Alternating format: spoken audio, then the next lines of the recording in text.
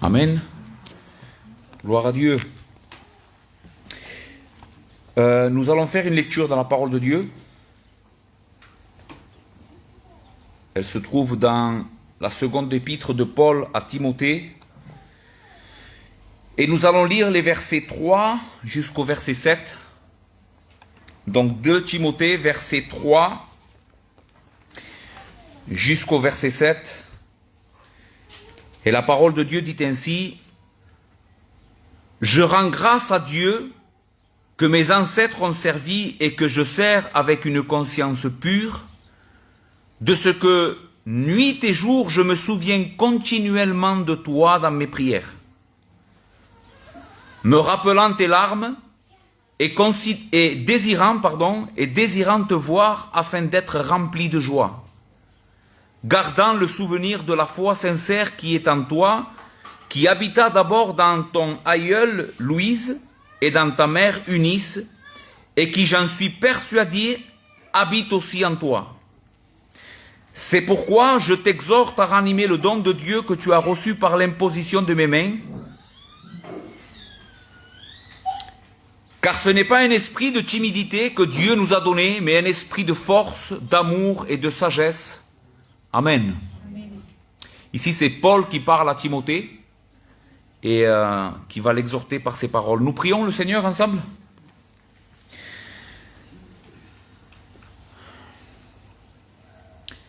Seigneur notre Père, toi qui es dans ton ciel de gloire, c'est au travers de ton Fils, Seigneur, que nous venons à toi ce matin. Et nous le faisons, Seigneur, dans la foi en ton Fils, te suppliant, Seigneur, que tu puisses nous fortifier par ces paroles, comme nous l'avons lu tout à l'heure, que nous soyons consolés afin que par la consolation dont nous sommes l'objet, nous puissions en consoler d'autres, Seigneur. Et qu'ainsi tu sois glorifié au milieu de ton peuple. Bénis-nous ce matin, Seigneur, nous avons besoin de ton esprit et nous avons besoin de ta puissance. Seigneur, et je te prie, Seigneur, que tu puisses bénir ton peuple. Au nom de Jésus. Amen. Eh bien, nous reprenons ce matin notre étude de la seconde épître de Paul à Timothée. Et aujourd'hui, donc, nous allons étudier ces versets que nous venons de lire ensemble. Simplement, je rappelle un peu ce qu'on a vu dans la première prédication. Donc, cette épître, c'est déjà la deuxième lettre que Paul va envoyer à ce jeune pasteur qui est Timothée, son enfant bien-aimé dans la foi, car Paul était celui par lequel Dieu avait sauvé Timothée, le ministère par lequel Dieu avait sauvé Timothée.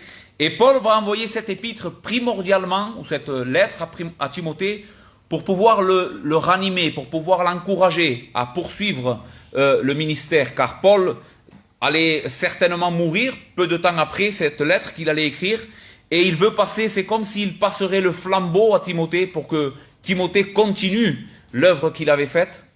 Mais il sait, ou il a appris que Timothée est découragé. Timothée est en train de se demander si véritablement ce qu'il est en train de faire à Éphèse va changer la donne, et donc Paul va écrire cette épître à Timothée.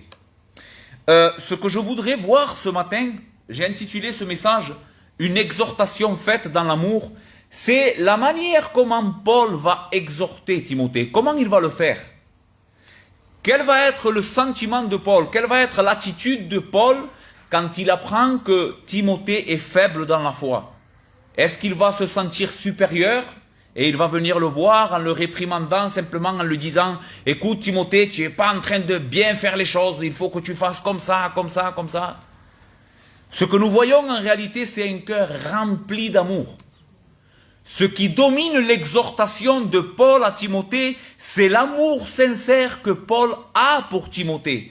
Et je suis persuadé par la parole de Dieu que celle-ci doit être l'attitude de chacun d'entre nous. Quand nous voyons un de nos frères qui est faible dans la foi, il ne faut absolument pas se sentir supérieur à lui. Vous savez, un des péchés les plus récurrents et les plus mauvais dans la vie de l'homme et de la femme, c'est l'orgueil. L'orgueil est quelque chose de très mauvais dans la vie de chacun d'entre nous, et c'est un péché que nous devons tuer à la racine. Mais une des manifestations de l'orgueil, c'est que nous voulons construire notre réputation sur la ruine de la vie des autres. Et c'est pour ça qu'on a une oreille attentive à chaque fois que quelqu'un parle de quelqu'un. Par exemple, il lui est arrivé ça, il a fait ça et ça. Et notre oreille vite est attentive à écouter ce que les autres ont mal fait. Parce que nous voulons nous sentir supérieurs simplement. Savoir que l'autre ne réussit pas et que nous, on est en train de réussir dans ce que l'autre a échoué, ça nous donne un sentiment de supériorité et d'orgueil. Mais mes frères, la Bible enseigne que la vie chrétienne est une vie qui se vit dans l'amour, dans le renoncement à soi-même. Est une vie qui est vécue pour bénir l'autre, pour se donner à l'autre, principalement à ceux de l'Église. Et c'est exactement ce que Paul nous enseigne ici. Comment Paul va exhorter Timothée à ce qu'il recouvre des forces, il va le faire en ayant beaucoup d'amour pour lui, beaucoup de patience.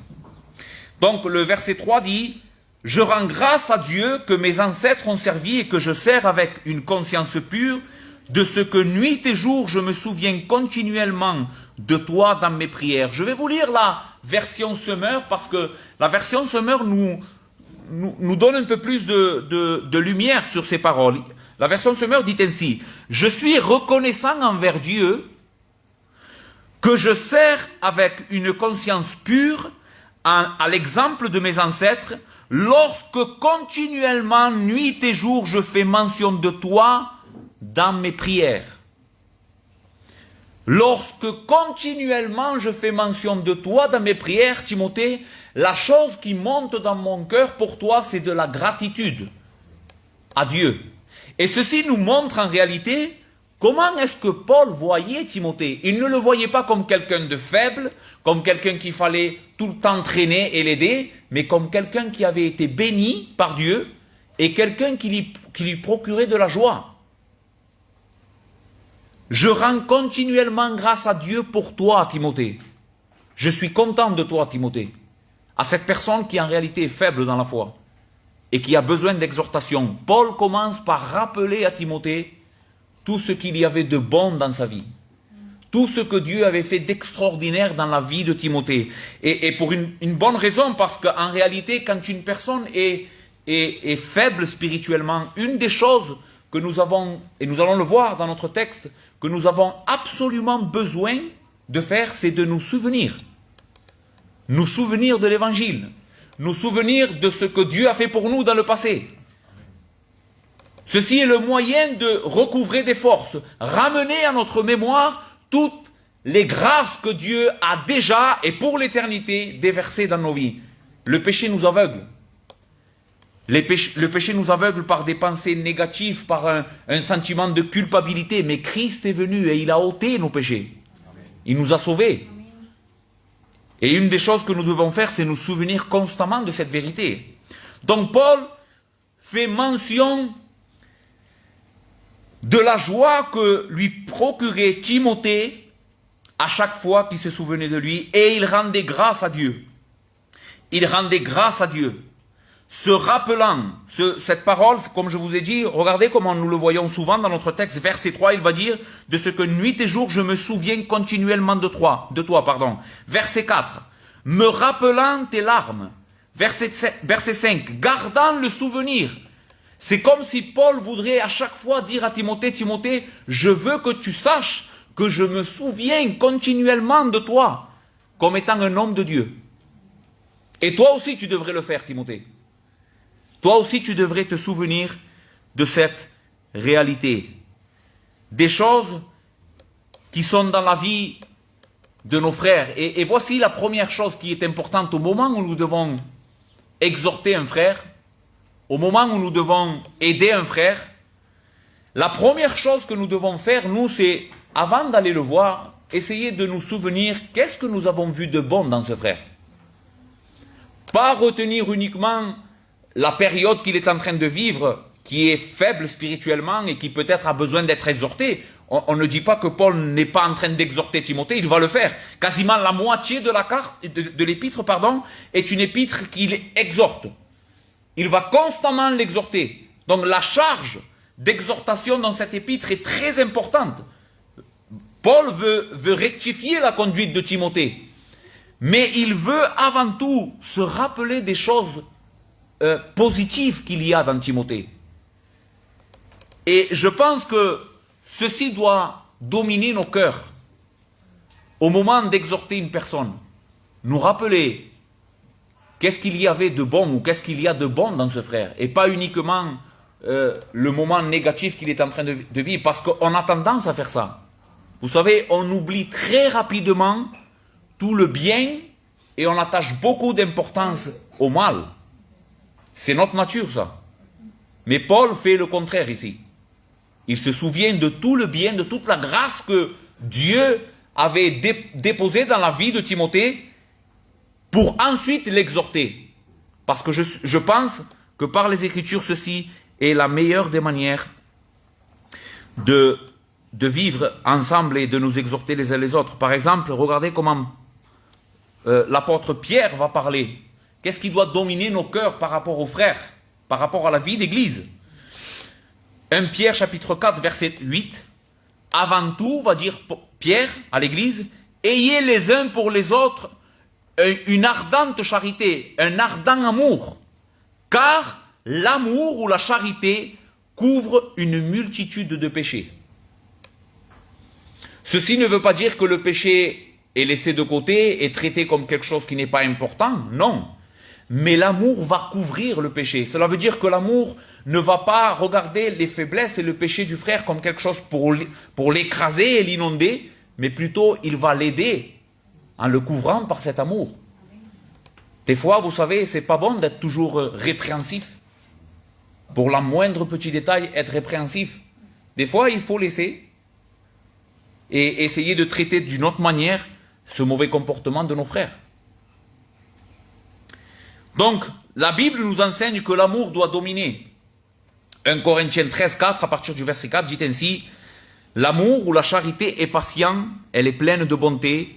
La charité n'est point envieuse. Vous voyez, elle n'envie pas. La charité ne se vante point elle-même. Elle ne s'enfle point d'orgueil. Elle ne fait rien de malhonnête. Elle ne cherche point son intérêt. Elle ne s'irrite point. Elle ne soupçonne pas le mal. Elle ne se réjouit point de l'injustice, mais elle se réjouit de la vérité. Elle excuse tout. Elle croit tout. Elle espère tout. Elle supporte tout. Voici une image extraordinaire de la personne de notre Seigneur Jésus-Christ et de la manière dont lui nous traite à nous. Si le Seigneur serait avec nous, comprends ce que je suis en train de te dire. Imagine que le Seigneur serait répréhensif tout le temps avec toi et te corrigerait sans tact, sans amour. Comment est-ce que tu vivrais tout le temps écrasé par le poids de ton péché? Mais est-ce que c'est la manière que Dieu te traite à toi? Il te traite avec patience. Il traite ton péché avec amour, avec bonté. Et c'est de cette même manière que nous voyons Paul ici exhorter Timothée. Maintenant, nous trouvons de quoi Paul se rappelle. De quoi Paul va faire mention à Timothée et se rappelle de la vie de Timothée dans les versets 4 à 5. Il est écrit: gardant le souvenir de la foi sincère qui est en toi, qui habita d'abord dans ton aïeule Louise et dans ta mère Eunice, et qui, j'en suis persuadé, habite aussi en toi. Tout d'abord, Paul va se souvenir de ses larmes. Les larmes, certainement, ce sont les larmes de Timothée quand il a, peut-être, c'est moi qui le dis ça, quand il s'est séparé de lui et qu'il l'a laissé à Éphèse. Mais ce que nous apprend de Timothée, ces larmes-là, les larmes que Paul fait mention, c'est que Timothée avait un caractère doux, un caractère aimant. Il était quelqu'un de rempli du fruit de l'esprit. Et c'est ce que Paul est en train de se souvenir de Timothée. Je me souviens, Timothée, de ta douceur, de ta tendresse, de ta sensibilité, Timothée. Tu es un homme qui a été travaillé par l'esprit. Parce que par nature, vous savez, le péché nous endurcit. Si quelqu'un est sensible, si quelqu'un est aimant, si quelqu'un est doux véritablement, c'est parce que c'est le fruit de l'esprit dans sa vie. Ce n'est pas quelque chose qui est inné en nous.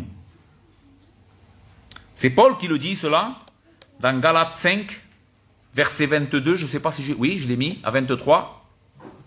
Il va dire, mais le fruit de l'esprit, c'est l'amour, la joie, la paix, la patience, la bonté, la bénignité, la fidélité, la douceur, la tempérance. Tout cela, dans la vie d'un chrétien, c'est le fruit de l'esprit. C'est l'œuvre de l'esprit. Et Paul, premièrement, donc, se rappelle de la sensibilité de Timothée, de l'œuvre de transformation de l'esprit dans la vie de Timothée qui était en train de le transformer à l'image de Christ. Timothée était quelqu'un de doux, quelqu'un de sensible. Et ceci est une évidence de sa véritable foi. Il dit ensuite, gardant le souvenir de la foi sincère qui est en toi, qui habita d'abord dans ton aïeul Louise et dans ta mère Eunice, et qui, j'en suis persuadé, habite aussi en toi. Donc, deux choses sont rappelées ici à Timothée. Premièrement, son caractère qui avait été transformé par l'Esprit de Dieu à cause de la conversion. Et deuxièmement, cette foi sincère qui habitait en Timothée et qui lui avait été transmise par certainement sa grand-mère et la mère de Timothée, mais aussi Paul lui avait enseigné, nous allons le voir dans un autre texte, Paul avait beaucoup enseigné Timothée par le moyen de la parole. Donc Paul fait référence au caractère et à l'œuvre de l'Esprit et à la foi véritable qui était née dans la vie de Timothée. Si nous allons dans le chapitre 3 et au verset 14, en faisant mention de la foi de Timothée et de ce que Timothée devait faire par rapport à cette foi, Paul va dire, toi Timothée, demeure dans les choses que tu as apprises et reconnues certaines, sachant de qui tu les as apprises. Et ici, qui lui a appris à Timothée les choses qu'il doit reconnaître comme sûres et certaines? Ce sont sa maman et sa grand-mère. Ce sont elles qui lui avaient apprises dès son enfance. Il va le dire dans le verset 15, « Dès ton enfance, tu connais les saintes lettres qui peuvent te rendre sage à salut par la foi en Jésus-Christ. » Donc, dès son enfance, Timothée avait été bercé dans les Écritures par ces deux femmes extraordinaires de foi que Paul dit, elles avaient la foi véritable. Il va le dire dans le texte, « Qui habita d'abord dans ta aïeule Louise et dans ta mère Eunice, et qui, j'en suis persuadé, habite en toi aussi. » Donc, ces deux femmes avaient une foi véritable fondée dans les Écritures, et elles avaient transmis cela à ce petit garçon qui est Timothée. Quelque chose d'extraordinaire nous apprend ce texte, c'est qu'on ne perd pas notre temps quand on enseigne nos enfants. On ne perd pas notre temps. Quand on transmet la vérité de Dieu à nos enfants en s'appuyant sur les Écritures, on n'est pas en train de perdre notre temps. Et Timothée en est une preuve vivante. Timothée avait été un homme qui avait été enseigné dans la parole par ces deux femmes-là. Et cette influence de ces deux femmes dans la vie de Timothée a amené Timothée à finalement être un serviteur de Dieu, un véritable croyant, un enfant de lumière. Tu t'imagines ce que le temps que tu passes avec tes enfants en leur enseignant la parole peut faire dans leur vie? Ne néglige pas ce que les Écritures est en train de nous enseigner ce matin. Passe du temps avec tes enfants, enseigne-leur la parole, et la parole de Dieu dit ainsi que tu recueilleras le fruit de cela, tôt ou tard. Tu recueilleras le fruit. Toi, demeure dans les choses que tu as apprises et reconnues certaines, sachant de qui tu les as apprises. Dès ton enfance, tu connais les saintes lettres qui peuvent te rendre sage à salut par la foi en Jésus-Christ. Toute écriture est inspirée de Dieu et utile pour enseigner, pour convaincre, pour corriger, pour instruire dans la justice, afin que l'homme de Dieu soit accompli et propre à toute bonne œuvre. Deux choses sont très importantes ici. C'est que premièrement, Paul fait mention donc de ces deux femmes qui avaient influencé la vie de Timothée, mais il va dire, ces deux femmes ne t'ont pas enseigné n'importe quoi. La foi de Timothée n'était pas fondée sur les bons sentiments qu'avaient ces deux femmes pour lui. Ces deux femmes avaient transmis la parole de Dieu, les Écritures saintes. Dès ton enfance, tu connais les saintes lettres. C'est seulement les Écritures qui peuvent nous arriver, qui peuvent nous rendre sages à salut par la foi en Jésus-Christ. Ceci est important. Vous savez, Transmettre des bons sentiments, c'est très bien. Essayer de conseiller nos enfants le mieux qu'on le peut, c'est bien. Mais si jamais tu es en train de parler des Écritures avec tes enfants, tu n'es pas en train de faire ce qui est correct. Les Écritures saintes sont l'unique chose qui peuvent amener une personne au salut par la foi en Jésus-Christ. Et ces deux femmes avaient fait exactement ce qu'il fallait. Donc Paul, se souvient principalement de deux choses qui font de Timothée un véritable enfant de Dieu. Nous avons vu les sentiments qu'il avait eus, transformés par l'Esprit, donc la vie de l'Esprit, mais aussi une foi véritable, fondée dans les Écritures saintes qui ont été révélées par Dieu. Ceci est la preuve évidente dans notre texte que Timothée était un véritable enfant de Dieu. C'est ce que Paul dit à la fin du verset 5.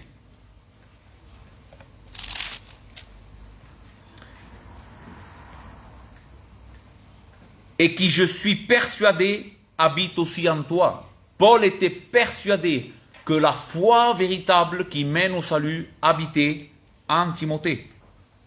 Donc jusqu'à maintenant, nous avons vu le cœur de Paul, comment Paul exhorte Timothée, rempli d'amour. Et nous avons vu aussi comment Paul exhorte Timothée en lui disant, écoute, il y a des évidences dans ta vie que tu es un véritable croyant. Je le sais, je l'ai vu. Maintenant, Paul va passer à exhorter Timothée à ce qu'il change son comportement, mais il va le faire sur le fondement qu'il vient de poser. C'est-à-dire, Timothée étant un véritable enfant de Dieu, tu ne peux pas continuer à vivre comme tu es en train de le faire. Un enfant de Dieu véritable ne peut pas constamment vivre dans la défaite spirituelle, dans la faiblesse spirituelle. Il ne peut pas, parce que par nature, et à cause du don de l'Esprit de Dieu que nous allons voir, il est impossible de demeurer dans un état de faiblesse. Dieu nous a donné un esprit de force, un esprit de sagesse. Il a mis en nous les arts de l'esprit, la vie de l'esprit, cet esprit qui est tout puissant.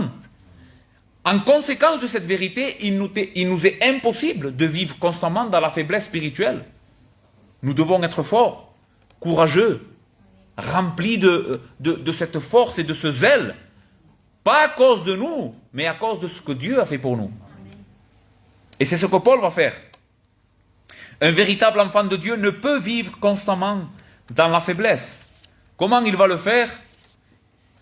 Il va le faire en lui disant, c'est pourquoi, en conséquence de ça, parce que je sais que tu es un véritable enfant de Dieu, puisque c'est ça ta nature, Timothée, puisque tu es un enfant de Dieu, c'est pourquoi je t'exhorte, Timothée.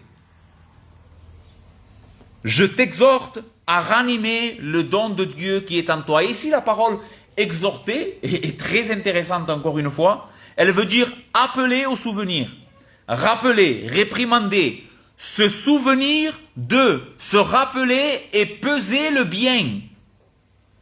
Je ne sais pas si vous êtes en train de voir, mais en gros, ce que Paul veut faire à Timothée, c'est lui rafraîchir la mémoire.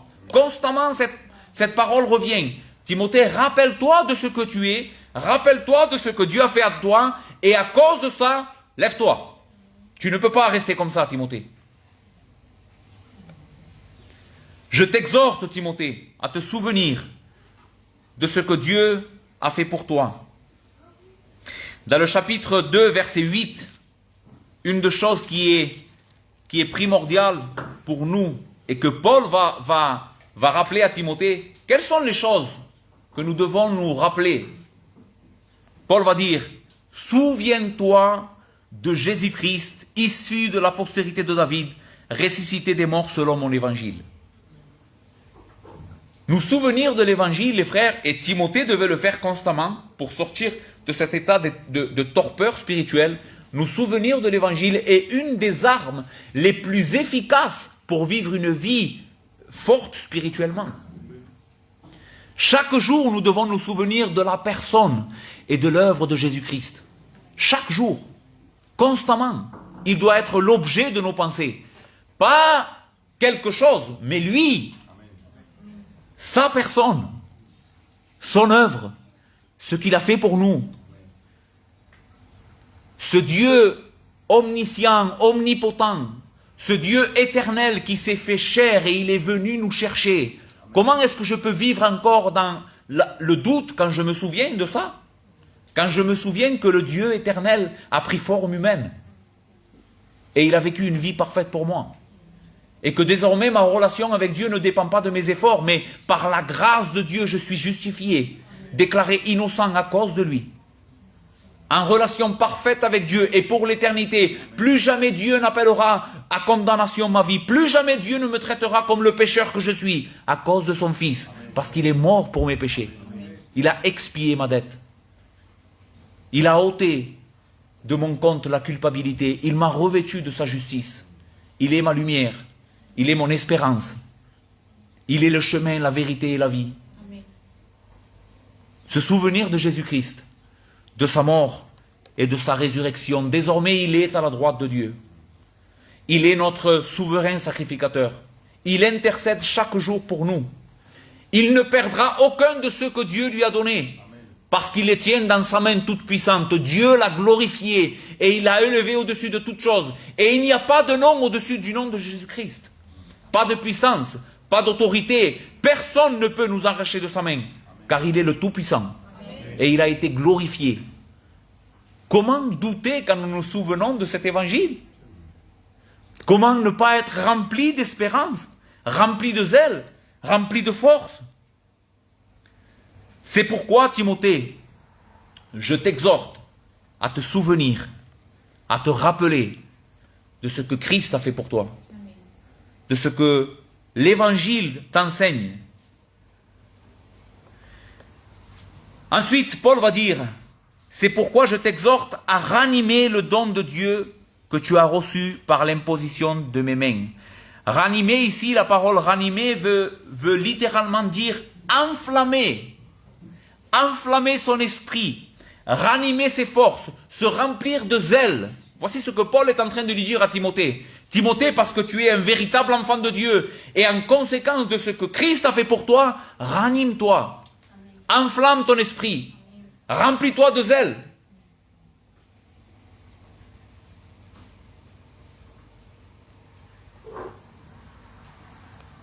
C'est exactement ce que nous devons appeler les personnes que nous voulons exhorter. Vous savez, l'esprit pharisien est un esprit qui se sent, comme nous l'avons dit tout à l'heure, c'est un esprit qui se sent supérieur, mais qui ne propose jamais la grâce. Jamais. Il n'y a pas de grâce dans l'exhortation des pharisiens, il n'y a pas de grâce dans l'exhortation de ceux qui ont la fausse religion, ceux qui uniquement connaissent la loi, et qui pensent que par l'observation de la loi, on peut être sauvé. Vous savez comment se caractérisent ces personnes? Jésus va dire, vous mettez un poids pesant sur le dos des personnes et vous ne le bougez même pas du petit doigt. C'est-à-dire que ce sont des personnes qui voient uniquement le mal dans les autres, mais jamais dans leur propre vie. Ils enfoncent les personnes en les mettant sous le poids et le joug de la loi, en les condamnant, en leur signalant, regarde, la parole de Dieu dit que tu ne peux pas faire cela.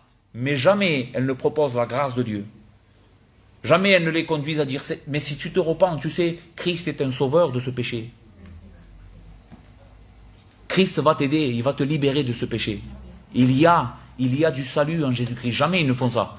Eux, uniquement, ils mettent le poids de la loi. Mais Paul ne fait pas ça. Et nous ne devons pas, nous non plus, faire cela. Souvenez-vous de ça, les frères. Au moment d'exhorter quelqu'un, rappelle-toi de qui tu es, toi, premièrement. Tu es un pécheur sauvé par grâce qui ne peut absolument pas prétendre être supérieur à celui que tu veux exhorter. Et cette attitude de cœur va changer complètement la manière comment tu vas parler à cette personne. Tu vas parler avec amour. Tu vas te mettre à la même hauteur que lui. Tu sais, tu as besoin de la grâce de Dieu, mais je suis exactement pareil que toi. Moi aussi, j'ai besoin de la grâce de Dieu.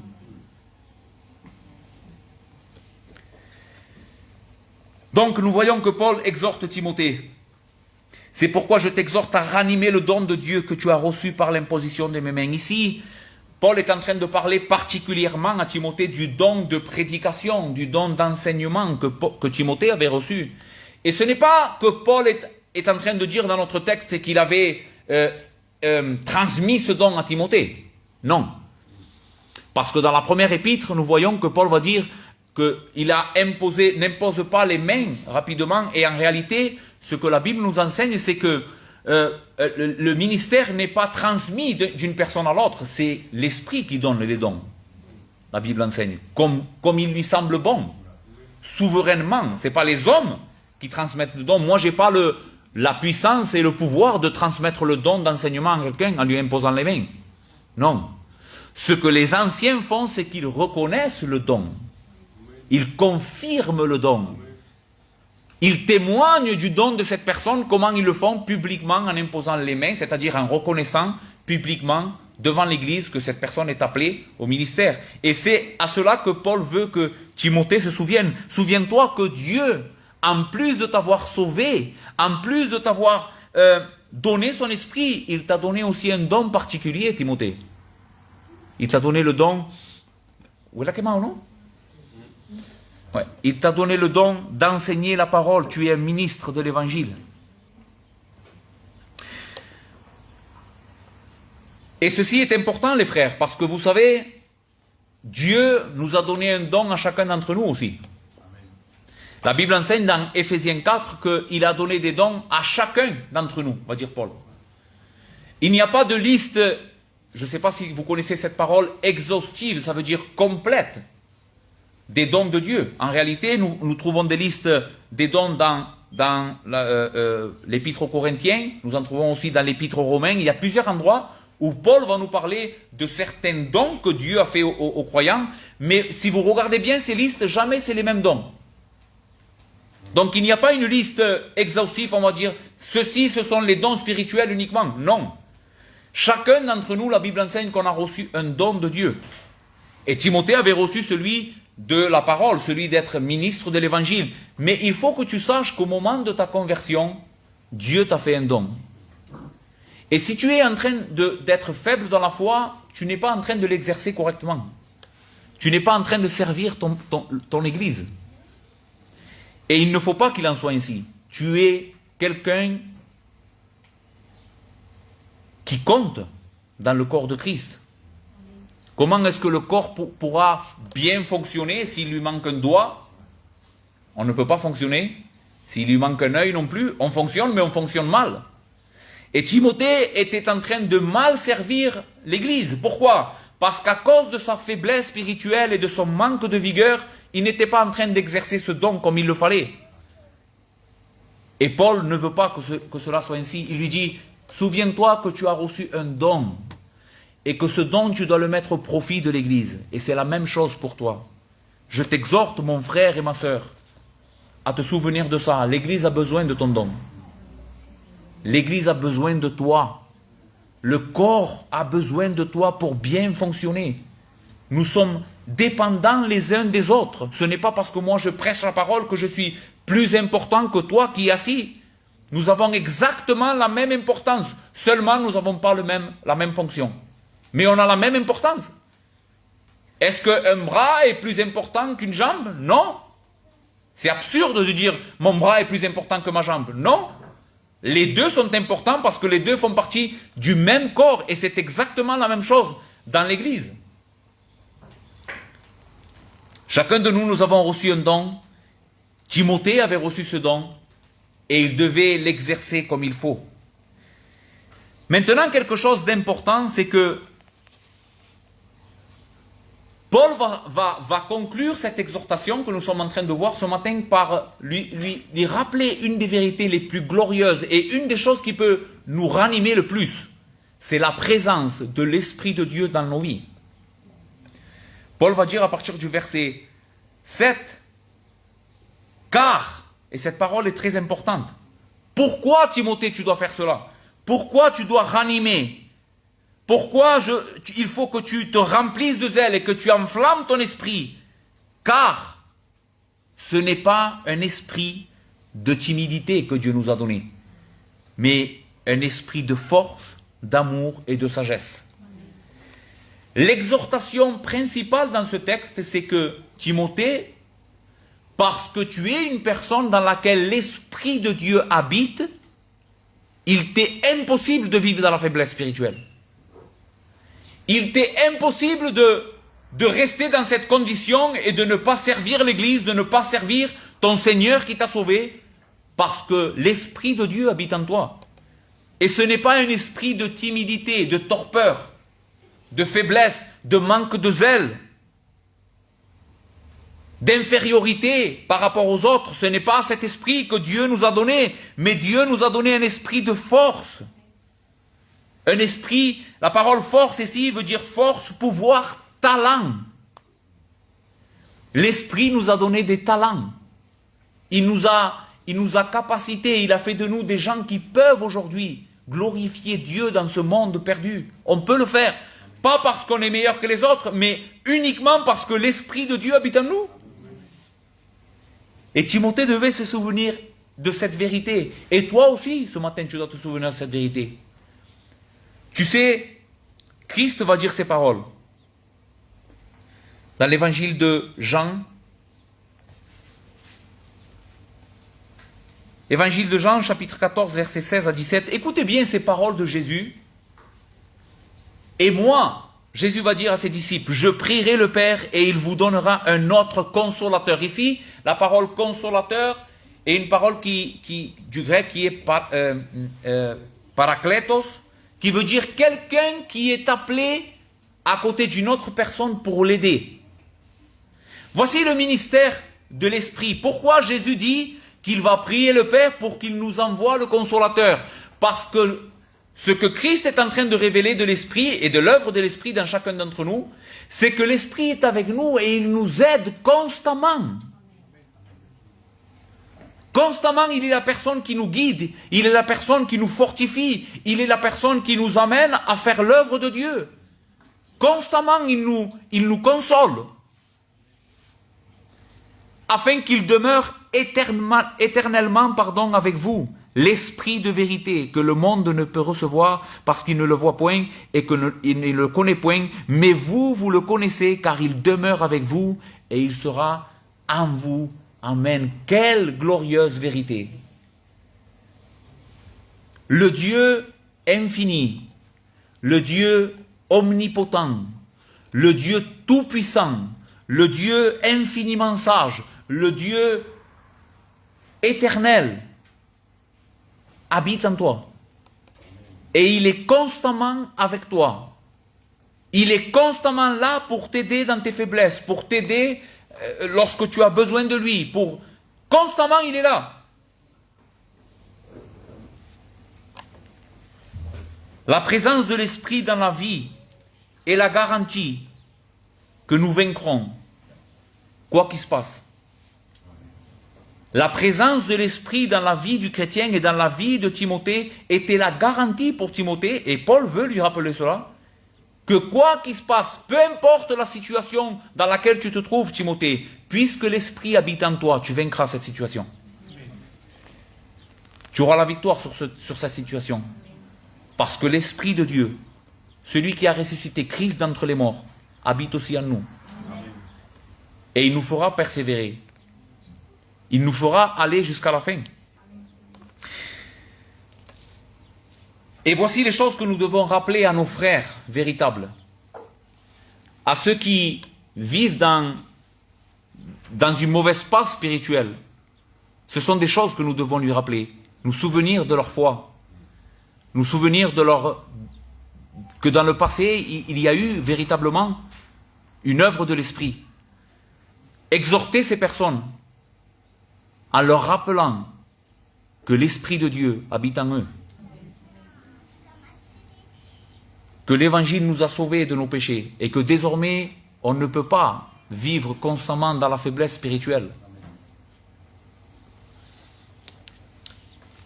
J'espère que ce texte va nous amener à reconsidérer notre manière de voir nos frères, surtout. Souviens-toi de ce que je viens de dire. Si tu oublies ce que j'ai dit, jusqu'à maintenant, c'est pas grave. Et que tu te souviens de ça ce matin, c'est très bien.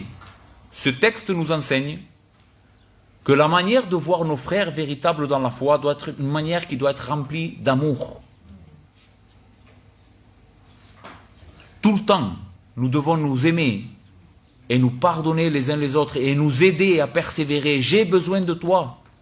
Je ne peux pas vivre la vie chrétienne sans toi. J'ai besoin de mon frère pour qu'il m'exhorte chaque jour dans l'amour et qu'il me rappelle qu'est-ce qu'a fait Christ pour moi. Parce que sans ça, je ne pourrais pas continuer dans la foi. Et toi non plus. Et si tu es là ce matin et que peut-être tu ne peux pas reconnaître en toi cette œuvre de l'Esprit, toi, toutes ces choses que nous avons vues, par exemple, tu te fais une conception de Dieu qui n'est pas la bonne en réalité. La foi que tu as n'est pas basée sur les Écritures comme celle qu'avait Timothée. Peut-être que tu as cru que Dieu est uniquement le bon Dieu qui est là pour te bénir, pour te sauver, mais pas ton Seigneur, auquel tu as soumis ta vie et auquel tu es constamment en train de soumettre ton existence, en train de lutter pour soumettre ton cœur, tes idées, tes ambitions. Si uniquement tu crois en Dieu comme ton sauveur et le bon Dieu de ta vie, mais que tu ne te soumets pas à lui comme Seigneur et Maître, tu n'es pas sauvé. Si Christ est ton sauveur, il est aussi ton Seigneur. Il est aussi ton roi, auquel tu dois une entière et parfaite soumission. Est-ce que tu l'as fait? Réfléchis à ce que je suis en train de te dire ce matin. Est-ce que tu as soumis ta vie à la seigneurie de Christ? Est-ce que Christ a les rênes de ta vie? Est-ce que constamment tu te demandes, Seigneur, ce que je vais faire ici, c'est ta volonté? C'est ce que tu veux pour moi? Ou est-ce que tu vis une vie d'indifférence et d'indépendance à Christ? Oui, peut-être tu viens à l'église, tu prétends être un véritable chrétien, mais hors de ce lieu, tu vis ta vie comme bon te semble. Et jamais ça te traverse l'esprit de te dire, que veut Jésus pour moi? Si c'est ce Seigneur-là, si c'est ce Jésus-là que tu as dans ta vie, c'est un faux Jésus. C'est un Jésus qui n'est pas basé dans les Écritures. C'est un Jésus que tu t'es fabriqué toi-même et dans lequel tu crois. Mais le Jésus des Écritures est un Jésus qui est Seigneur. Amen. Et un Jésus qui règne. Amen.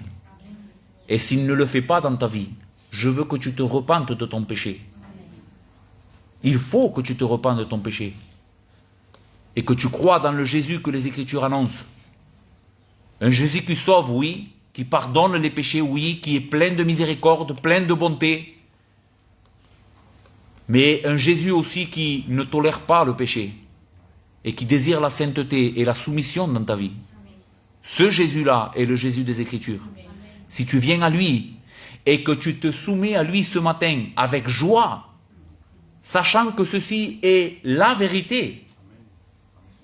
Ceci est la vérité. Je ne suis pas maître de ma vie. Christ est le maître de ma vie. Vous savez pourquoi les hommes et les femmes seront finalement condamnés? Parce qu'ils n'ont pas voulu vivre sous cette vérité, que Christ est Seigneur. Ils ont dit toute leur vie, je suis le Seigneur. Et donc à la fin de leur existence, ils se présenteront devant Christ, et Christ dira, je suis le Seigneur. Et tu n'as pas voulu reconnaître cette réalité. Et à cause de cela, parce que tu as voulu être ton propre Dieu, maintenant tu seras condamné. Mais la foi commence aujourd'hui pour toi, si tu viens à Christ, dans la foi et la repentance, croyant que Dieu a fait de Christ le Seigneur et le Maître de tout l'univers. Si tu te soumets à lui, ce matin, la Bible enseigne que tu seras sauvé. Amen. Il te donnera son esprit. Amen. Et tu vivras pour sa gloire. Amen. Amen. Nous prions le Seigneur. Seigneur, je veux bénir ton nom. Parce que ce matin, tu nous enseignes, Seigneur, que tu es un Dieu de grâce. Et tu veux, Seigneur, par le moyen de ta parole, tu nous as enseigné que nous vivions aussi des vies qui témoignent de cette grâce aux autres.